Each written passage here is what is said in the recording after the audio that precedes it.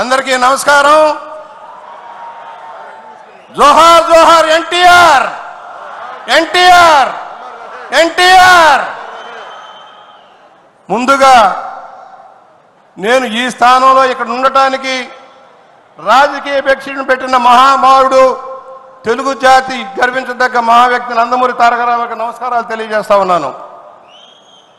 ఒక చరిత్ర, భారతదేశ చరిత్రలో ఏ విధంగా అంకాలు ఉంటాయో ఆంధ్రప్రదేశ్ చరిత్రలో, తెలుగు జాతి చరిత్రలో నందమూరి తారక రామారావు గారి చరిత్ర అద్వితీయంగా ఉంటుందన్నది విషయాన్ని మనకు తెలుసు.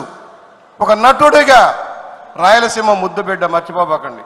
ఇవాళ ఇక్కడ కడపలో జరుగుతున్నదంటే ఆయన ఆదరించి ఆశీర్వదించింది రాయలసీమ. నటుడిగా ఒక ఉన్నత స్థానానికి ఎదగడానికి ప్రధాన కారణం ఆయన చిత్రాలను విజయవంతం చేసిన ప్రాంతం రాయలసీమ. ఇవాళ అదే వరవర్ని బాలకృష్ణ గారు కూడా కొనసాగిస్తున్నారు, అది వేరే విషయం. అనేక ఉత్తమ చలనచిత్రాలను నిర్మించిన నిర్మాత, screen play writer, director, editor, అన్ని రంగాల్లో తన అద్వితీయమైన ప్రగతిని సాధించిన వ్యక్తి. ప్రపంచ చరిత్రలో ఏ నటుడు నటించని పాత్రలు నటించారు. 300 పైచిలకు పాత్రలు నటించారు. చారిత్రక, జానపద, పౌరాణిక అన్నీ కూడా సూపర్ హిట్ సినిమాలుగా నిలిచిపోయాయి. బహుశా ఏ నటుడు వేయనన్ని పాత్రలు వేశారు. ఆ పాత్రలను అవగాహన చేసుకున్నారు. ఆ అవగాహనలో నుంచే స్పందించి రాజకీయ పార్టీ నేతగా అవతరించారు. ఆయన నిర్మించిన చిత్రాలు సమాజానికి ఉపయోగపడే చిత్రాలు. వరకట్నం కావచ్చు, కోడలు దిద్దిన కాపురం కావచ్చు, పిచ్చి పొల్లయ్య, తోడు దొంగలు, అనేక చలనచిత్రాలు ఆయన నిర్మించి ఉన్నత స్థానానికి వెళ్ళారు.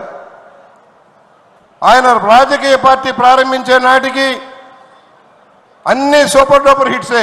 60 సంవత్సరాల వయసులో ఆయన తెలుగుదేశం పార్టీ ప్రారంభించే నాటికి ఏ సినిమా, అడవి రాముడు కావచ్చు, యమదొంగ కావచ్చు, జస్టిస్ చౌదరి కావచ్చు, అన్ని సినిమాలు కూడా బ్రహ్మాండమైన కలెక్షన్లో నిలబడ్డాయి.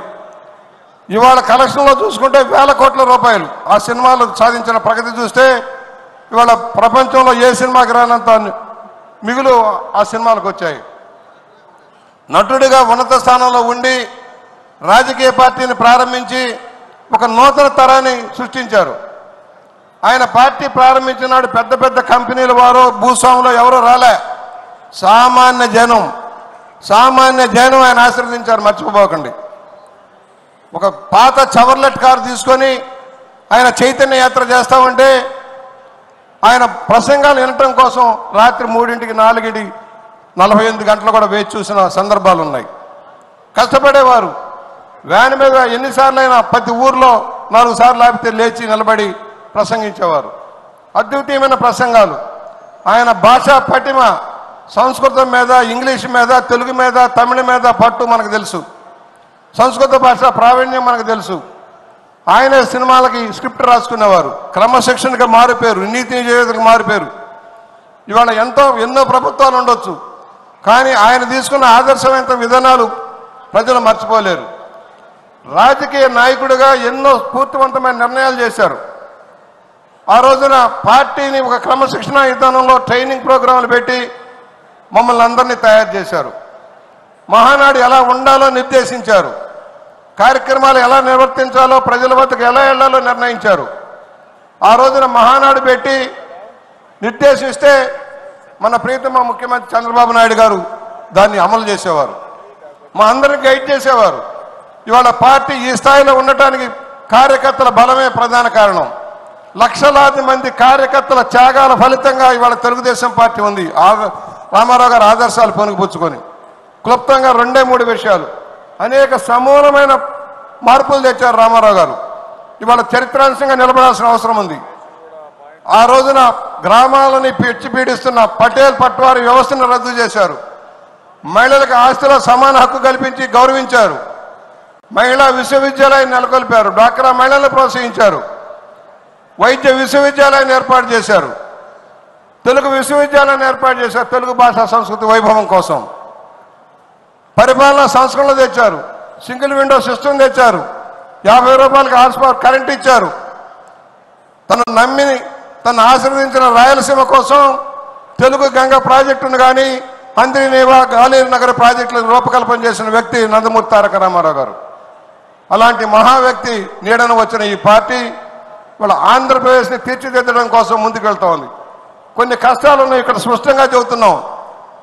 మనం ఏ పరిస్థితుల్లో అధికారంలోకి వచ్చాం 24లో రాష్ట్రం ఆర్థిక పరిస్థితి ఎలా ఉంది, దాన్ని నడపగల శక్తి ఎవరికి ఉంది, ముందుకు తీసుకువెళ్ళి విజనరీగా ముందుకు వెళ్లాల్సిన పరిస్థితుల్లో చంద్రబాబు గారు బాధ్యతలు తీసుకున్నారు. మీరు అర్థం చేసుకోవాల్సింది కష్టాల ముందు ఈదుతూ ఉన్నాం. కత్తి మీద సాము పరిపాలన, 10.5 లక్షల కోట్ల అప్పుతోటి పరిపాలన చేపట్టిన చంద్రబాబు గారు ఇవాళ అనేక కార్యక్రమాలు అమలు చేస్తున్నారు రామారావు గారిని స్ఫూర్తితో. ఎన్నెన్నో ఒడిదుడుకులు. రామారావు గారు ఆ రోజున చిన్న 1000 కోట్ల బడ్జెట్ ఉన్నప్పుడే 35 రూపాయల పెన్షన్ పెట్టారు. పక్కా గృహమాలకు నాంది పలికారు. 2 రూపాయల కేజీ 2 రూపాయల మంత్రిగా నన్ను చేశారు. ఇలాంటి అనేక సంక్షేమ కార్యక్రమాలు అమలు చేసి రాష్ట్రాన్ని ముందుకు తీసుకెళ్ళొచ్చాను. రామారావు గారికి మనం ఘనంగా నివాళులర్పించుకుంటూనే ఇవాళ మన మీద క్లుప్తంగా బాధ్యత చెప్తా ఉన్నా. ఇంకా సంవత్సరం అయింది, ఇంకా ఏదో కావాలని ఆశపడటం సరైంది కాదు. కష్టాలు ఉన్నాయి, ఆర్థిక లోటుపాట్లు ఉన్నాయి. అన్నింటిని అధిగమించి పరిపాలన ముందుకు తీసుకెళ్తున్నారు. ఎన్నికల్లో మనం ఇచ్చిన వాగ్దానాలను అమలు చేస్తూ ఉన్నారు. దాన్ని కూడా అర్థం చేసుకోవాల్సిన పరిస్థితి ఉంది. ఎందుకంటే కనీసం నేను అనుకున్నది ఒక సీనియర్ మెంబర్గా 2-3 సంవత్సరాలకు తక్కువ పట్టదు. పరిపాలన గాడిలో పెట్టడానికి 2-3 సంవత్సరాల కంటే తక్కువ పట్టదు అనుకునేవాడిని. 1 సంవత్సరానికే లైన్లోకి తెచ్చారు. చెప్పినవన్నీ అమలు జరుగుతూ ఉన్నాయి. ఇవాళ ఈ మహానాడికి ఇంత భారీ ఎత్తున కార్యక్రమాలు చేపట్టారంటే ఇది ఒక చరిత్ర. తెలుగుదేశం పార్టీ సంక్షేమ విధానాలను అమలు చేస్తుంది. ఏ పార్టీ దేశంలో వేల లక్షల కోట్ల ఆదాయాలు ఉన్న పార్టీలు చేయని కార్యక్రమాన్ని చంద్రబాబు గారి నాయకత్వంలో వీళ్ళ పార్టీ చేస్తూ ఉంది. కార్యకర్తల సంక్షేమం కోసం ఎన్టీఆర్ ట్రస్ట్ని నడిపి బ్లడ్ బ్యాంకులు కానీ క్యాన్సర్ హాస్పిటల్ కానీ కార్యకర్తల సంక్షేమం ఇన్సూరెన్స్ పథకాలు అమలు చేస్తున్న విధానం మనం గమనించాలి. నేను చివరిగా ఒకటే చెబుతున్నా, భరోసా ఇస్తున్నాం. తెలుగుదేశం పార్టీ ఇంకా 30 సంవత్సరాలకు తక్కువ లేకుండా పరిపాలన కొనసాగిస్తుంది. కంటిన్యూటీగా చంద్రబాబు గారి నాయకత్వంలో, యువ నాయకుడు లోకేష్ బాబు గారి నాయకత్వంలో పార్టీ కొత్త జవసత్వాలు పుంజుకుంటుంది. మనందరం కూడా చేతినిద్దాం, కష్టాలను అధిగమిద్దాం.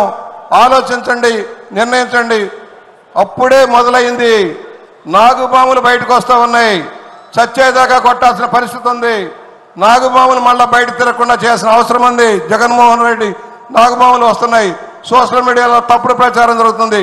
ఖండించండి అని మనవి చేస్తూ ఇవాళ మా అందరికీ ఈ దిశ కల్పించిన నందమూరి తారక రామారావు గారికి ఘనంగా నివాళులర్పించుకుంటూ, అన్న నీ ఆదర్శం, నువ్వు చెప్పిన సూత్రాలు మేము మర్చిపోలేదు, నువ్వు ఇచ్చిన ఆదేశాలు మర్చిపోలేదు.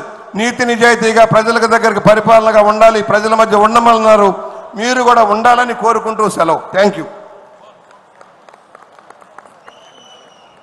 Thank you sir.